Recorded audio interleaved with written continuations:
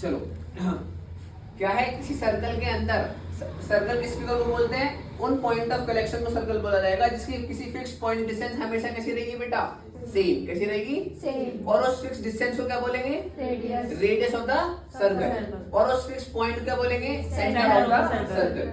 अगर कोई line segment circle की सरकमफ्रेंस को टच करती है उसे क्या बोलते हैं, कोड। उसे क्या बोलेंगे, अगर वो कोड सेंटर से होकर जाएगी उसे क्या बोलेंगे, डायमीटर। क्या बोलेंगे, यहाँ पर एक रिलेशन याद रखना, diameter equals to 2 multiply radius. क्या होगा, diameter equals to 2 multiply radius.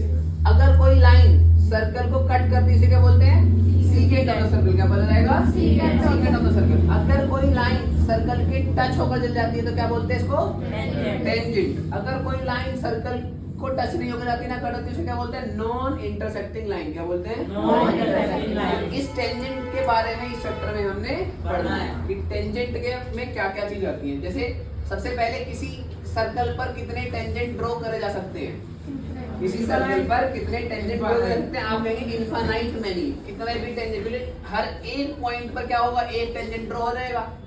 एक पॉइंट पर कितने टेंजेंट ड्रॉ होंगे, एक ड्रॉ हो जाएगा।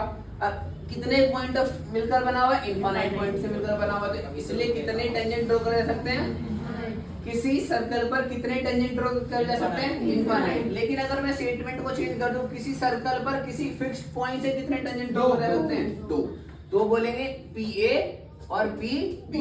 ठीक है, ये P पॉइंट हो गया, ये A हो गया, ये B। अब हमें ये याद रखना, पहली थ्योरम सर्कल की, टेंजेंट की लेंथ किसी फिक्स पॉइंट से जितने भी टेंजेंट ड्रॉ कर रहे हैं उनकी लेंथ कैसी रहेगी, सेम। कैसी रहेगी, सेम। इसका मतलब PA इक्वल्स टू क्या होगा, PB। क्या होगा, PB। PA equals to PB। उसके बाद एक थ्योरम तो ये हो गई।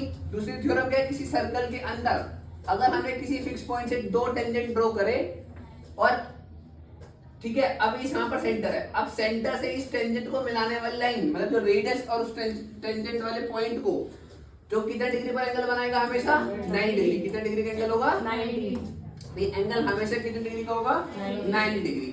तो मैंने दोबारा समझाने की कोशिश करता हूँ, किसी सर्कल में किसी टेंजेंट पर अगर सेंटर से कोई लाइन मतलब रेडियस ड्रॉ करी तो कितने डिग्री का एंगल बनाएगी, 90 डिग्री का। तो इसमें एक MCQ पूछा जाता है कि एक राइट एंगल ट्रायंगल बनता है, उसमें बोलता है पाइथागोरस थ्योरम लगाकर वैल्यू निकालिए। ठीक है ना, जैसे ये 5 दे रखी है, 12 दे रखी है, तो ये कितनी आएगी, 13। कितनी आएगी, 5 12 13। 5 12 क्या होता है, 5 12 13 क्या होता है, पाइथागोरस ट्रिपलेट। लेकिन कंफ्यूज करने के लिए टीचर क्या करेगा, आपको कंफ्यूज करने के लिए टीचर करेगा आपको, ये बोर्ड के एग्जाम में क्वेश्चन आएगा किसी टेंजेंट में, बस वो आपको कंफ्यूज करने, जिस बच्चे को वो याद है ना, ट्रिपलेट याद होता है तो वो कंफ्यूज करता है ऐसे कि वो कहेगा ये कितनी है, 13 है रेडियस, ये कितनी है, 5 है, बताओ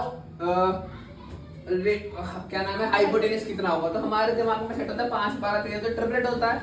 तो 5 और 13 को देख के तुरंत हम लगाते हैं क्या, 12। तो रेडियस क्या लगा, इसकी डिस्टेंस क्या लगा देंगे, 12। लेकिन जो रहेगी गड़बड़, क्यों गड़बड़ रहेगी, क्योंकि हाइपोटेनियस होती है अगर 13 तो ये तो हम लगाते हैं 12, लेकिन हाइपोटेनियस कितनी है, फाइंड करनी है।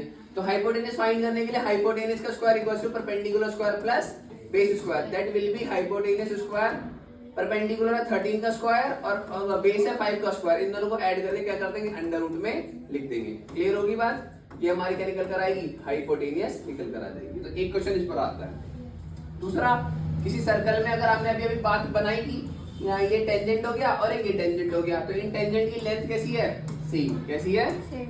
और हमने कहा ये सेंटर है O और ये कितना डिग्री का एंगल बनाता है, 90 डिग्री का। अब PAOB